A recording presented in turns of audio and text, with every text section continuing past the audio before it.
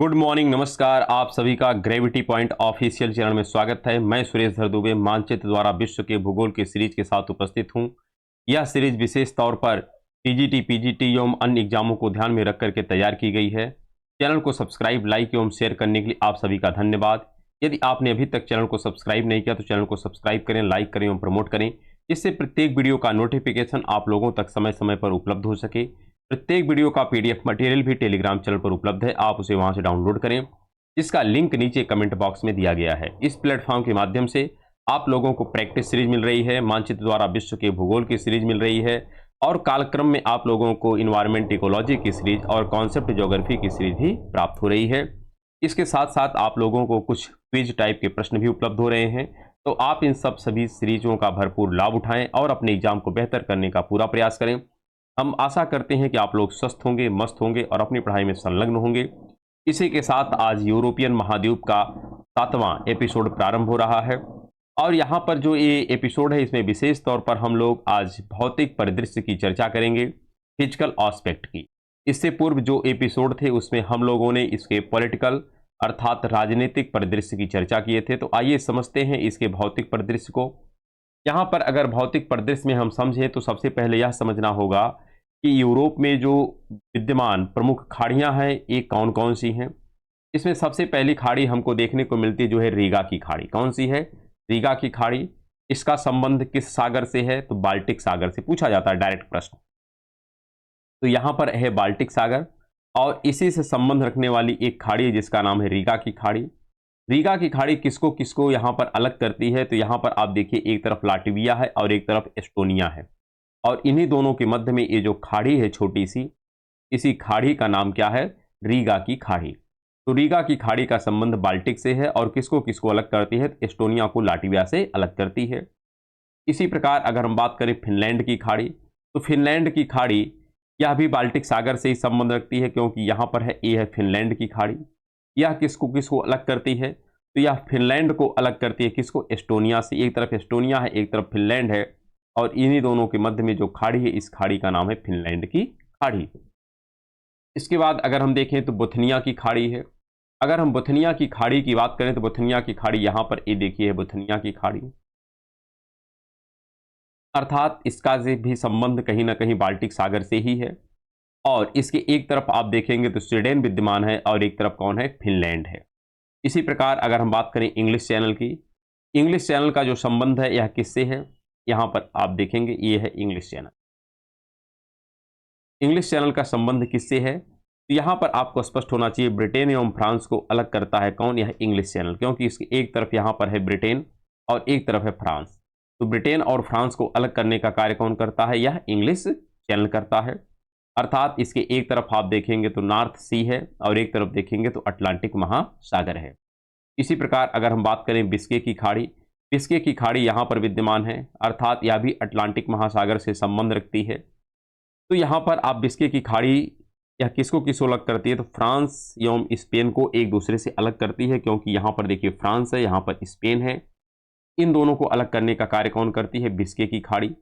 इसी प्रकार आपको देखने को मिलेगी लायन की खाड़ी। लायन की खाड़ी यहाँ पर विद्यमान है, और लायन की खाड़ी के विषय में अगर हम बात करें तो यह फ्रांस के किधर है? दक्षिण में है।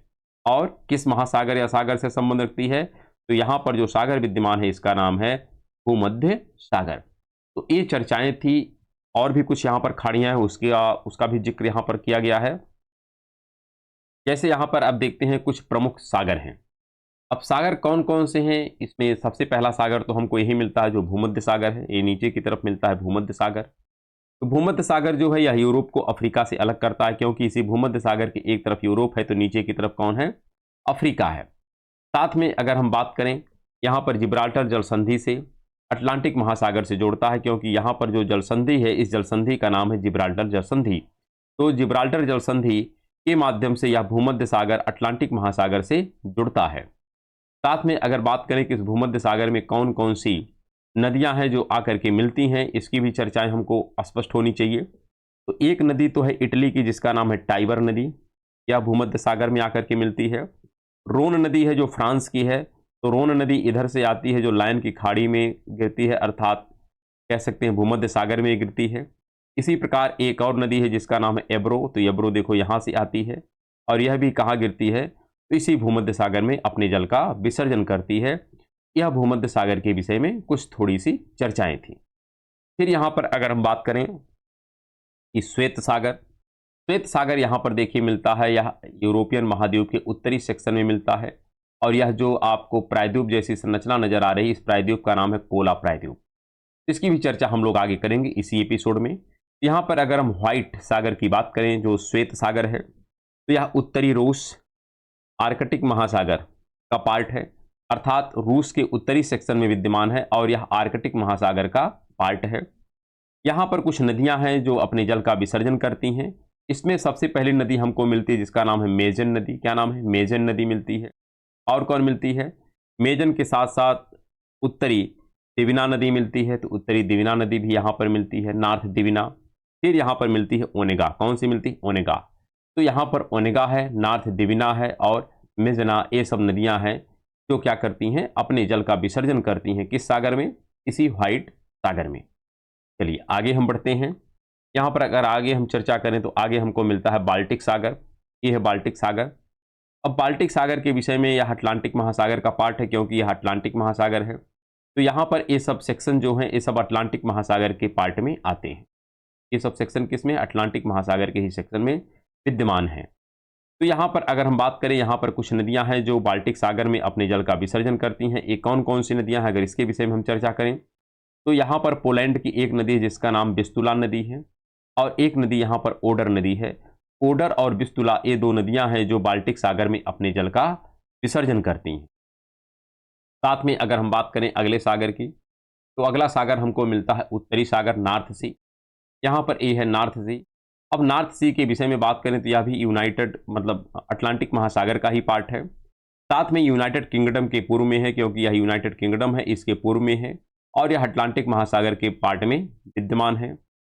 उत्तरी सागर में अवस्थित चौड़े महाद्वीपीय शेल्फ हैं। यहाँ पर बहुत चौड़े चौड़े महासागरीय शेल्फ हैं और इस महाद्वीपीय शेल्फ, यहाँ पर महासागरीय नहीं बल्कि महाद्वीपीय शेल्फ हैं और इसमें एक बहुत प्रमुख महाद्वीपीय शेल्फ है जिसका नाम है डागर बैंक। डागर बैंक अर्थात जहाँ पर भी शेल्फ चौड़े होते हैं, जैसे हम बात कर रहे थे जब कनाडा के पूर्व में जहाँ पर हमको मिलता है न्यू फाउंडलैंड, तो वहाँ पर भी ग्रांड बैंक है। तो ग्रांड बैंक भी मत्स्यन के लिए काफ़ी ज़्यादा प्रसिद्ध है। उसी प्रकार डागर बैंक है जो अगर हम देखें तो यूनाइटेड किंगडम का जो पूर्वी महाद्वीपीय शेल्फ है नॉर्थ सी में, वहाँ पर विद्यमान है। तो डागर बैंक क्यों जाना जाता है? तो यहाँ पर मत्स्यन पालन के लिए विश्व में सर्वाधिक उपयुक्त क्षेत्रों में से एक। साथ में हम बात करें तो उत्तरी सागर कील नहर द्वारा बाल्टिक सागर से जुड़ा हुआ है। यहाँ पर एक आपको मिलता है, यहाँ पर एक आपको नहर मिलती है जिसका नाम है कील नहर। तो कील नहर के माध्यम से बाल्टिक सागर जुड़ता है किससे? नॉर्थ सागर से। तो ये स्पष्टता हमको होनी चाहिए। साथ में कुछ नदियां हैं जो इस नॉर्थ सी में आकर के अपने जल का विसर्जन करती हैं। कौन कौन सी नदियां हैं? एक नदी तो एल्बे है। यहाँ पर ये देखिए आपको एल्बे मिलता है। एल्बे नदी भी कहाँ की है? तो जर्मनी की है। ये जो एटलस का मानचित्र ही हम आपके सामने रखे हैं, आप लोग भी इसी मानचित्र का सहारा लें। हम आपसे बार बार एक ही रिक्वेस्ट करते हैं कि आप यदि मानचित्र द्वारा विश्व के भूगोल की सीरीज का अध्ययन कर रहे हैं तो एटलस को प्रॉपर ढंग से देखते हुए चलें। यहाँ पर मेरे साथ कुछ सीमाएं होती हैं क्योंकि हम या तो एक समय में पॉलिटिकल मैप लगा सकते हैं या तो फिजिकल, लेकिन आप एक साथ दोनों मैप को देख सकते हैं एटलस के माध्यम से। तो आप फिजिकल और पॉलिटिकल दोनों मैप का सहारा लेकर के अपने एग्जाम को बेहतर करने का पूरा प्रयास करें। यहाँ पर अगर हम बात करें अगली नदी की, तो अगली नदी हमको मिलती है वेजर नदी। ये भी जर्मनी की है। यहाँ पर ये देखिए, ये है वेजर नदी। यह भी नॉर्थ सी में अपने जल का विसर्जन करती है। फिर एक मिलती है राइन नदी। और राइन नदी एक प्रकार से अगर देखा जाए तो राइन नदी तो यहाँ पर है जो फ्रांस और जर्मनी के मध्य से सीमा बनाती हुई गुजरती है, लेकिन आगे जाने के बाद यह नीदरलैंड से होकर के अपने जल का विसर्जन कहाँ करती है? नॉर्थ सी में करती है। इस प्रकार से नॉर्थ सी से संबंध रखने वाली नदियाँ और यहाँ पर कौन कौन से क्षेत्र हैं उसकी चर्चा हम लोगों ने किया है। अब आगे देखते हैं, यहाँ पर आयरिश सागर की बात करते हैं। अगर हम आयरिश सागर की बात करें तो अटलांटिक महासागर में ग्रेट ब्रिटेन और आयरलैंड के मध्य है। ये जो पार्ट है, ये पार्ट पूरा ग्रेट ब्रिटेन का है और इधर का जो पार्ट है ये है आयरलैंड का पार्ट। और यहीं मध्य में एक सागर मिलता है जिसका नाम है आयरिश सागर। तो आयरिश सागर का संबंध कहाँ पर है? यह ग्रेट ब्रिटेन और आयरलैंड के मध्य में है और अटलांटिक महासागर के पार्ट में विद्यमान है। इसी प्रकार अगर हम अगले सागर की बात करें तो अगला सागर मिलता है एड्रियाटिक सी। एड्रियाटिक सी यहाँ पर देखने को मिलता है, यह भूमध्य सागर के पार्ट में विद्यमान है। और यहाँ पर अगर हम बात करें तो भूमध्य सागर में इटली के उत्तर में पूर्व में स्थित है और जो नदी इसमें अपने जल का विसर्जन करती है उस नदी का नाम है पो। यहाँ पर इटली की एक नदी है जिसका नाम है पो। यहाँ पर आप देखिएगा ये है पो नदी। तो पो नदी इसी एड्रियाटिक सी में अपने जल का विसर्जन करती है जो इटली की प्रमुख नदी है। इसके पश्चात अगर हम अगले सागर की बात करें तो अगला सागर हमको मिलता आयोनियन सी। आयोनियन सी जो है यह भी भूमध्य सागर के ही पार्ट में विद्यमान है और यहाँ पर आप देखिएगा ये है आयोनियन सी। आयोनियन सी के विषय में यहाँ पर लिखा गया कि भूमध्य सागर में ग्रीस और इटली के बीच में विद्यमान है, क्योंकि एक तरफ यहाँ पर इटली है और एक तरफ ग्रीस है। इन्हीं दोनों के मध्य में स्थित कौन है? यह आयोनियन सी है जो भूमध्य सागर के पार्ट में ही विद्यमान है। साथ में अगर हम बात करें अगला यहाँ पर सागर जो है काला सागर, ब्लैक सी। ब्लैक सी यूरोप और एशिया को, या हम कहें यूरोप या एशिया को अलग करता है या जोड़ता है, जो भी आप बात करें, क्योंकि यहीं से आप देखेंगे तो इधर हो जाता है यूरोप, इधर हो जाता है एशिया। इस आधार पर हम कह सकते हैं यह यूरोप और एशिया के मध्य में विद्यमान है। साथ में इसमें भी कुछ नदियां आकर के अपने जल का विसर्जन करती हैं जो यूरोप की नदियां हैं। इसमें कौन कौन सी नदियां हैं? इसमें हमको मिलती है नीपर है, निस्तर है और डैन्यूबी है। तो नीपर, निस्तर और डैन्यूबी ये सब नदियां हैं जो इसी ब्लैक सागर में आकर के अपने जल का क्या करती हैं? विसर्जन करती हैं। तो ये नदियां अलग अलग, जैसे ये देखिए यहाँ पर एक नदी विद्यमान है। इसी प्रकार आप देखेंगे निस्तर नदी भी विद्यमान है यहाँ पर है और डैन्यूब नदी भी विद्यमान है। तो सभी नदियां जो हैं यहाँ पर आकर के क्या करती हैं? अपने जल का विसर्जन करती हैं। इस आधार पर आप देखिएगा ब्लैक सी को। फिर अगर हम आगे बात करें तो आगे मिलता है अजोय सी। अजोय सी कहाँ है? यहाँ पर ये देखिए अजोय सी का पार्ट है और यह बहुत ज़्यादा चर्चा में इसलिए रहता है क्योंकि क्रीमिया पर अधिकार किसका है? रूस का है। और लगातार रूस अपने एग्रेशन के माध्यम से यूक्रेन के काफ़ी सारे पार्ट को अपने अंडर में ले चुका है। तो इसलिए यूक्रेन रसिया के मध्य में कॉन्फ्लिक्ट को लेकर के यह अजोय सी हो गया, ब्लैक सी हो गया, स्ट्रेट ऑफ कर्च हो गया, क्रीमिया हो गया, सब चर्चा में विद्यमान है। इसलिए यहाँ से प्रश्न के पूछे जाने की 100% प्रोबेबिलिटी है। यहाँ पर अगर हम अजोय सी के विषय में बात करें तो यह यूक्रेन के दक्षिण पूर्व में विद्यमान है और काला सागर के उत्तर में स्थित है। साथ में इसमें एक नदी आकर के अपने जल का विसर्जन करती है और उस नदी का नाम है डॉन नदी। ये डॉन नदी है जो रूस की तरफ से आती है, अपने जल का विसर्जन इसी अजोय सागर में करती है। साथ में अगर हम बात करें अगले सागर की, अगला सागर हमको मिलता है मरमरा सागर। मरमरा सागर कहाँ है? तो एक तरफ आप देखेंगे ये है ब्लैक सागर और एक तरफ है एजियन सागर। इसी ब्लैक सागर और एजियन सागर के मध्य में यहाँ पर एक छोटा सा जो सागर विद्यमान है, इसी सागर का नाम क्या है? इसी का नाम है मरमरा सागर। क्या नाम है? मरमरा सागर। मरमरा सागर एक प्रकार से काला सागर के दक्षिण पश्चिम में और काला सागर के दक्षिण पश्चिम में काला सागर और एजियन सागर को जोड़ता है। तो यह इसके विषय में थोड़ी सी जानकारी है। साथ में अगर हम बात करें एजियन सी की, एजियन सी आप देखिए ये भी भूमध्य सागर का ही पार्ट है। साथ में ग्रीस और अनातोलिया, यह देखिए यह जो है यह ग्रीस और अनातोलिया प्रायद्वीप के बीच में विद्यमान है, क्योंकि यहाँ पर ये वाला जो सेक्शन है यह अनातोलिया का पठार है और इधर सेक्शन किसका है? यह ग्रीस का है। तो अनातोलिया जो है यह एशिया के सेक्शन में आता है। अनातोलिया अर्थात तुर्की को कौन अलग करता है ग्रीस से? तो एजियन सागर। कौन? एजियन सागर। आगे अगर हम बात करें, यहाँ पर कुछ जल संधियां हैं जिसके विषय में हमको जानकारी स्पष्ट होनी चाहिए। यहाँ पर सबसे प्रमुख जो जल संधि है उसका नाम है जिब्राल्टर। तो यहाँ पर आपको देखने को मिलती है जिब्राल्टर जल संधि, जो यूरोप को अफ्रीका से अलग करती है।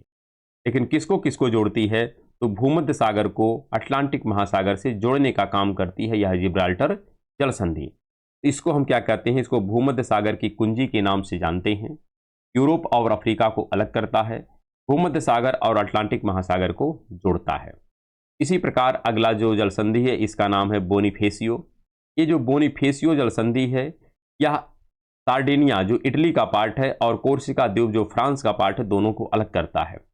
यहाँ पर आप देखेंगे ये है सार्डिनिया का पार्ट, और ये जो पार्ट है ये है अफ्रीका का, अरे क्या नाम है, फ्रांस का पार्ट। ये फ्रांस का पार्ट है और नीचे की तरफ है सार्डिनिया का पार्ट। जो फ्रांस का पार्ट है इसका नाम है कोर्सिको। तो कोर्सिको द्वीप फ्रांस का होगा, सार्डिनिया हो गया इटली का, और इन्हीं दोनों के मध्य में जो जलसंधि है, इस जलसंधि का नाम है बेनिफेसियो। क्या नाम है? बेनिफेसियो जलसंधि। तो यहाँ पर आप स्पष्ट तरीके से देखिएगा, आपको दिखाई पड़ेगा ये है बेनिफेसियो की जल संधि। इसी प्रकार अगर हम बात करें कि यह किसको किसको जोड़ता है, एक तरफ मिलता है टाइरेनियन सागर और एक तरफ मिलता है भूमध्य सागर। वैसे तो ये पूरा भूमध्य सागर के ही पार्ट में विद्यमान है, इसमें कोई दिक्कत की बात नहीं है, लेकिन फिर भी अगर हम बात करें तो यहाँ पर एक तरफ आपको मिलता है जो सागर, उसका नाम है टाइरेनियन सागर, और एक तरफ मिलता है जिसका नाम है भूमध्य सागर, क्योंकि ये वाला पार्ट जो है इसका नाम है टाइरेनियन सागर। अगर हम आगे बढ़ते हैं तो अगला हमको मिलता है मेसिना की जल संधि। अब मेसिना की जल संधि भी काफ़ी महत्वपूर्ण है। यहाँ पर ये देखिए, ये है मेसिना की जल संधि, और यह एक प्रकार से देखा जाए तो मेन इटली लैंड ए है, और यह इटली का सिसिली द्वीप है। तो सिसिली द्वीप या प्रायद्वीप को यहाँ देखिए, ये सिसिली का, ये इटली का प्रायद्वीप है, और इधर इटली का क्या है, ये सिसिली द्वीप है। तो सिसल द्वीप और इटली के प्रायद्वीप को क्या करता है, यह अलग करता है, और किसको किसको जोड़ता है। तो यहाँ पर भी एक तरफ आपको मिलता है टाइरेनियन सागर ए वाला, और एक तरफ मिलता है भूमध्य सागर। तो यह हमको स्पष्ट होना चाहिए किसके विषय में, मेसिना जल संधि के विषय में, जो सिसिली और इटली प्रायद्वीप को अलग करता है तथा टाइरेनियन सागर और भूमध्य सागर को आपस में जोड़ता है। अगर हम आगे चर्चा करें तो अगली जो जल संधि है उसका नाम है ओट्रांटो। क्या नाम है? ओट्रांटो जल संधि है। ये जो ओट्रांटो जल संधि है इटली और बाल्कन प्रायद्वीप को अलग करता है। इटली और बाल्कन प्रायद्वीप, स्पष्ट ध्यान रखिएगा यहाँ पर हमको कि यहाँ पर जो ये वाला पार्ट, ये वाला, ये जो जल संधि है, इसी जल संधि का नाम है ओट्रांटो। और ये जो सेक्शन आपको मिलता है, ये वाला जो पार्ट मिलता है, ये पूरा पार्ट आपका बाल्कन प्रायद्वीप कहलाता है। क्या कहलाता है? बाल्कन प्रायद्वीप कहलाता है। तो इटली और बाल्कन प्रायद्वीप को अलग करने का कार्य कौन करता है? ओट्रांटो जल संधि करता है। और किसको किसको जोड़ता है? तो एड्रियाटिक सागर को आयोनियन सागर से जोड़ता है, क्योंकि नीचे आपको मिलता है आयोनियन सागर और इधर मिलता है एड्रियाटिक सागर। एड्रियाटिक सागर और आयोनियन सागर को जोड़ने का कार्य कौन करता है? तो straight of Otranto. Straight of Otranto. यहाँ पर हमको प्रत्येक नाम स्पष्ट तरीके से याद रखना है, क्योंकि प्रश्न खूब पूछे जाते हैं जल संधियों से। इसी प्रकार अगर हम अगली जल संधि के विषय में डिस्कस करें, अगली जल संधि मिलती है जिसका नाम है बास्पोरस की जल संधि। ये जो बास्पोरस की जल संधि है ये कहाँ पर है? ये आप देखिए, ये वाला पार्ट है, अर्थात यहाँ पर है बास्पोरस की जल संधि। इसके एक तरफ मिलता है ब्लैक सी और एक तरफ मिलता है यहाँ पर है मरमरा सी। तो ब्लैक सी और मरमरा सी को जोड़ने का काम करता है बास्पोरस की जल संधि। वही लिखा है, लेकिन अलग किसको करता है? तो तुर्की का ये वाला पार्ट जो है यह इस्तांबुल कहलाता है। तो यहाँ इस्तांबुल और अनातोलिया, यह भी तुर्की का ही पार्ट है, लेकिन इसको कहते हैं अनातोलिया प्रायद्वीप। तो यह तुर्की का इधर भी पार्ट है और इधर भी पार्ट है, बस डिफरेंस है कि तुर्की का ज़्यादातर एरिया इस तरफ है, एशिया वाले सेक्शन में मिलता है। इस आधार पर देखें तो यह अनातोलिया प्रायद्वीप अर्थात तुर्की का और इस्तांबुल को अलग करने का कार्य करता है, और किसको किसको जोड़ता है? तो काला सागर को मरमरा सागर से जोड़ने का काम करता है बास्पोरस की जल संधि। इसी प्रकार अगर हम अगली जल संधि की बात करें, अगली जल संधि मिलती है कर्च स्ट्रेट। तो कर्च स्ट्रेट यहाँ पर है, जो अजोय सागर को क्या करती है? जोड़ती है किसको? ब्लैक सी से। तो यहाँ पर अजोय सागर और काला सागर को जोड़ने का कार्य करती है कर्च जल संधि। लेकिन अलग किसको करती है? तो कर्च जो यूक्रेन का पार्ट है इसको रूस से अलग करने का कार्य करती है, क्योंकि ये वाला सेक्शन रूस का है और ये वाला जो पार्ट है यह प्रायद्वीप है किसका? कर्च प्रायद्वीप है यूक्रेन का, जो क्रीमिया वाला पार्ट है, क्राइमिया वाला पार्ट है।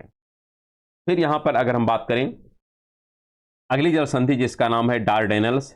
अब डार्डेनल्स जो जल संधि है ये देखिए यहाँ पर फिर इस वाले पार्ट में है, अर्थात एक तरफ मिलता है एजियन सागर और एक तरफ मिलता है मरमरा सागर। तो यहाँ पर हम कह सकते हैं मरमरा सागर और एजियन सागर को जोड़ता है कौन? डार्डेनल्स की जल संधि। तो डार्डेनल्स की जल संधि मरमरा सागर और एजियन सागर को जोड़ता है, लेकिन अलग किसको करता है? अलग करने का काम करता है बाल्कन प्रायद्वीप को, क्योंकि इधर वाला ये सेक्शन पूरा है बाल्कन प्रायद्वीप और नीचे वाला जो सेक्शन है इसको कहते हैं अनातोलिया का पठार। क्या कहते हैं? अनातोलिया का पठार, क्योंकि यह अनातोलिया प्लेटू पे स्थित है। तो अगले सेक्शन पर हम चलते हैं। अगला सेक्शन यहाँ पर है फ्रांस की प्रमुख नदियाँ। अब फ्रांस की अगर नदियों के विषय में हम चर्चा करें तो कुछ नदियाँ हैं जो हमको समझनी चाहिए। जैसे यहाँ पर लिखा गया है गरोन नदी। अब गरोन नदी कहाँ पर अपने जल का विसर्जन करती है? तो यहाँ पर है बिस्के की खाड़ी। तो बिस्के की खाड़ी में गरोन नदी क्या करती है? अपने जल का विसर्जन करती है और इस पर स्थित जो प्रमुख नगर है उसका नाम है बोर्डियोक्स। क्या नाम है? बोर्डियोक्स। तो यहाँ पर ये जो नदी है इसी नदी का नाम है गरोन नदी और यह गरोन नदी कहाँ पर अपने जल का विसर्जन करती है? तो बिस्के की खाड़ी में और इसी पर स्थित प्रमुख नगर है जिसका नाम है बोर्डियोक्स। इसी प्रकार अगली नदी हमको मिलती है यहाँ पर जो है लोयर। क्या नाम है? लोयर। अब लोयर के विषय में अगर हम डिस्कस करें तो यह भी बिस्के की खाड़ी में अपने जल का विसर्जन करती है तथा इस पर स्थित जो प्रमुख नगर है उसका नाम है नाइंटस। ये है नाइंटस यहाँ पर है और ये जो नदी है इसी नदी का नाम है लोयर नदी। तो लोयर नदी के ही तट पर स्थित नगर है जिसका नाम है नाइंटस। इसी प्रकार एक नदी है जिसका नाम है सीन नदी। यहाँ पर ये मिलता है सीन नदी। अब सीन नदी इंग्लिश चैनल में अपने जल का विसर्जन करती है क्योंकि यहाँ पर है इंग्लिश चैनल। साथ में अगर हम बात करें इस नदी पर स्थित प्रमुख जो नगर हैं कौन कौन से हैं? तो पेरिस आपको मिलता ही मिलता है। साथ में यहाँ पर आपको मिलता है रुयेन और ले हावरे। तो रुयेन और ले हावरे भी इसी नदी के तट पर स्थित प्रमुख नगर हैं। ले हावरे जो है एकदम तट पर स्थित है। यहाँ पर आप देखेंगे तो ले हावरे एकदम तट पर स्थित क्या है? प्रमुख नगर है। और किस नदी के तट पर है? तो इंग्लिश चैनल है और साथ में यहाँ पर नदी का नाम है सीन नदी। क्या नाम है? सीन नदी। अगर हम आगे बात करें तो आगे यहाँ पर इटली की कुछ प्रमुख नदियाँ हैं जो हमको डिस्कस करनी है। इटली की नदियों में सबसे पहली नदी हमको मिलती है पो नदी। कौन सी नदी है? पो नदी। अब जो पो नदी है यहाँ पर ये देखिए पो नदी है जो एजियन सागर में अपने जल का विसर्जन करती है। तो पो नदी जो है इटली की सबसे लंबी नदी है। एवं पो नदी तथा इसके सहायक नदियों द्वारा निर्मित इटली के उत्तर में इटली के उत्तर में पो नदी घाटी बहुत उपजाऊ क्षेत्र है। साथ में पो नदी दक्षिण पश्चिम दिशा में बहती हुई एड्रियाटिक सागर में अपने जल का विसर्जन करती है। एवं इस नदी पर स्थित मुख्य शहर जो है उसका नाम है वेनिस, इटली। इसी पर प्रमुख शहर जो स्थित है इटली का उसका नाम है वेनिस। क्या नाम है? वेनिस। इसको हम हटा देते हैं। यहाँ पर आप देखिएगा ये है पो नदी और पो नदी पे ही स्थित प्रमुख जो नगर है उस नगर का नाम क्या है? वेनिस। यहाँ पर ये है वेनिस और ये नदी का नाम क्या है? पो नदी। पो नदी के ही किनारे स्थित शहर है जिसका नाम है वेनिस। साथ में अगर हम अगली नदी की बात करें तो अगली नदी आपको मिलती है टाइबर। और अभी अभी हम चर्चा किए थे कि टाइबर नदी कहाँ पर अपने जल का विसर्जन करती है? तो यहाँ पर है टाइरेनियन सी। कहाँ पर? टाइरेनियन सी में अपने जल का विसर्जन करती है या भूमध्य सागर में अपने जल का विसर्जन करती है। जो भी आप कहें दोनों सत्य है।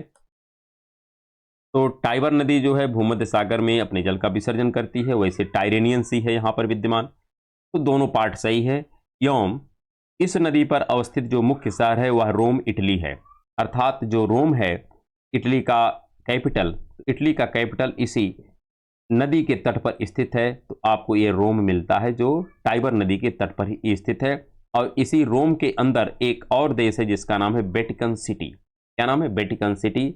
और इस नदी के माध्यम से एक डेल्टा बनाया जाता है जिसका नाम है कस्पेट। आपसे पूछा जा सकता है कि कस्पेट डेल्टा किस नदी के द्वारा बनाया जाता है? उस नदी का नाम है टाइबर नदी जो इटली की प्रमुख नदी है। और कहाँ पर अपने जल का विसर्जन करती है? तो टाइरेनियन भूमध्य सागर में। कहाँ पर? टाइरेनियन सी जो भूमध्य सागर के पार्ट में विद्यमान है। अगर हम बात करें यूरोप की अन्य प्रमुख नदियों में तो वहाँ पर आपको मिलती है रोन नदी। ये जो रोन नदी है ये भी काफ़ी महत्वपूर्ण नदी है। यह स्विट्जरलैंड के जेनेवा झील से होकर के बहती हुई सोन इसकी प्रमुख सहायक नदी है जो फ्रांस के लियोन के निकट इससे मिलती है। साथ में भूमध्य सागर में लायन की खाड़ी में गिरती है।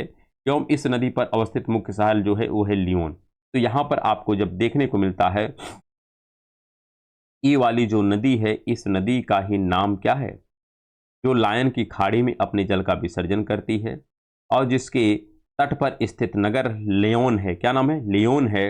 और इसी नदी का नाम है रोन, RHONE। तो रोन नदी जो है ये कहाँ से निकलती है, तो स्विट्जरलैंड के जिनेवा झील से निकलती है और इसकी सहायक नदी का क्या नाम है, सोन है। और लियोन के निकट ये क्या करती है, मिलती है। इस आधार पर आप इस पर्टिकुलर तथ्य को ध्यान में रखिए। साथ में अगर हम अगली नदी की बात करें तो अगली नदी हमको मिलती है एब्रो। एब्रो जो है ये कहाँ की है, स्पेन में है। कहाँ पर है, स्पेन में है। यह नदी जो है स्पेन में है एब्रो। हम लोग अभी प्रारंभ में ही डिस्कस किए थे कि भूमध्य सागर की प्रमुख नदियां कौन कौन सी हैं, उसमें इन नदियों की चर्चा की गई थी। तो एब्रो जो है यह स्पेन की प्रमुख नदी है और यह कहाँ से निकलती है, तो इसका निकलने का जो स्थान है कांटेब्रियन पर्वतमाला है। यह भूमध्य सागर में अपने जल का विसर्जन करती है। भूमध्य सागर कहें या हम बात करें, हाँ भूमध्य सागर ही कह सकते हैं, लायन की खाड़ी तो थोड़ा उत्तर में आती है। साथ में बात करें कि इस नदी पर अवस्थित जो मुख्य शहर है उसका नाम है जारगोजा। क्या नाम है, जारगोजा। तो जारगोजा ये जो प्रमुख नगर है यह इसी एब्रो नदी के तट पर स्थित है।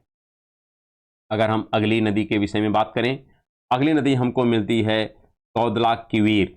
ये जो स्पेन की नदी है, कौन सी नदी है, स्पेन की नदी है। यहाँ पर ये नदी मिलती है जिसका नाम है कौदलाक्विर, स्पेन की है और कहाँ पर अपने जल का विसर्जन करती है, तो अटलांटिक महासागर में अपने जल का विसर्जन करती है। इस नदी पर जो स्थित प्रमुख शहर है उसका नाम है सेविली, जो स्पेन का पार्ट है। किसका पार्ट है, स्पेन का पार्ट है। तो यहाँ पर आपको देखने को मिलता ए है सेविली। तो सेविली स्पेन के पार्ट में विद्यमान है। इसी प्रकार अगर हम अगले नदी की बात करें तो अगली नदी हमको मिलती है टागस, जो स्पेन और पुर्तगाल के मध्य से होकर के गुजरती है। तो ये है टागस, ये है टागस जो ये स्पेन भी है और पुर्तगाल दोनों के मतलब दोनों राष्ट्रों से होकर के गुजरती है। साथ में अटलांटिक महासागर में अपने जल का विसर्जन करती है। एवं इस नदी पर अवस्थित जो मुख्य शहर है यह है लिस्बन, जो पुर्तगाल का पार्ट है। ये है लिस्बन, ये पुर्तगाल का पार्ट है। तो लिस्बन इसी नदी के तट पर स्थित है जिस नदी का नाम क्या है, टागस पूछा जाता है। फिर आगे बात किया गया है, यहाँ पर ड्यूरो नदी है। ये है ड्यूरो नदी। ये जो ड्यूरो नदी है यह पश्चिमी पुर्तगाल में ड्यूरोप घाटी, अर्थात इसी को हम कहते हैं ड्यूरोप घाटी शराब, पोर्ट नामक शराब उत्पादन के लिए प्रसिद्ध है और अटलांटिक महासागर में यह अपने जल का विसर्जन करती है। साथ में इस पर जो स्थित प्रमुख शहर है उसका नाम है पोर्टो। क्या नाम है, पोर्टो। पोर्टो एक प्रमुख बंदरगाह है और किस नदी के तट पर स्थित है, तो उसका नाम है ड्यूरो नदी। क्या नाम है, ड्यूरो नदी। और किसका पार्ट है, पुर्तगाल का पार्ट है। फिर अगर आगे हम बात करें तो आगे हमको एक नदी मिलती है जो जर्मनी की है जिसका नाम है वेजर। अगर हम वेजर के विषय में चर्चा करें तो यह वेजर नदी है। वेजर नदी उत्तरी सागर में अपने जल का विसर्जन करती है क्योंकि यहाँ पर है नॉर्थ सी। साथ में इस नदी पर अवस्थित जो प्रमुख नगर है उसका नाम है ब्रेमेन। क्या नाम है, ब्रेमेन। तो ब्रेमेन यहाँ पर आप देखिए इसी वेजर नदी के तट पर स्थित प्रमुख नगर है। वैसे इसकी चर्चा हम लोग पॉलिटिकल एस्पेक्ट में कर चुके हैं, लेकिन फिर भी बहुत सारे तथ्य हैं जो आपस में कई बार आएंगे, इसलिए कई बार आ रहे हैं तो हमारे लिए फायदेमंद ही है क्योंकि तथ्य हमको बहुत सहजता से याद भी हो जाते हैं। इसी प्रकार अगर हम अगली नदी की बात करें तो अगली नदी मिलती है एल्बे। ये भी जर्मनी की ही नदी है, ये है एल्बे। अब एल्बे नदी के तट पर कौन कौन से प्रमुख नगर स्थित हैं यह भी हमको समझना है। तो यहाँ पर आपको ऊपर ही मिलता हैम्बर्ग है। कौन है, हैम्बर्ग है। तो हैम्बर्ग जर्मनी शहर एल्बे के मुहाने पर अवस्थित है, उत्तरी सागर में गिरती है। तो ये भी ठीक है कि नॉर्थ सी में अपने जल का विसर्जन करती है। और इस नदी पर अवस्थित जो अन्य प्रमुख शहर हैं उसमें है ड्रेसडन है। तो यहाँ पर ये देखिए ड्रेसडन है, यह इसी नदी के तट पर स्थित प्रमुख नगर है। साथ में मगदेबर्ग भी इसी नदी के तट पर स्थित प्रमुख नगर है। अगर आगे हम बात करें, आगे पोलैंड की दो नदियां हैं, एक नदी का नाम है बिस्तुला और एक नदी का नाम है ओडर। तो यहाँ पर ये देखिए ये है बिस्तुला और यहाँ पर एक नदी है जिसका नाम है ओडर। तो बिस्तुला और ओडर ये दोनों नदियाँ इसी बाल्टिक सी में अपने जल का विसर्जन करती हैं। तो बिस्तुला जो है यह बाल्टिक सागर में गिरती हैं एवं इस नदी पर अवस्थित मुख्य जो शहर है ये है वारसा, जो पोलैंड की राजधानी है।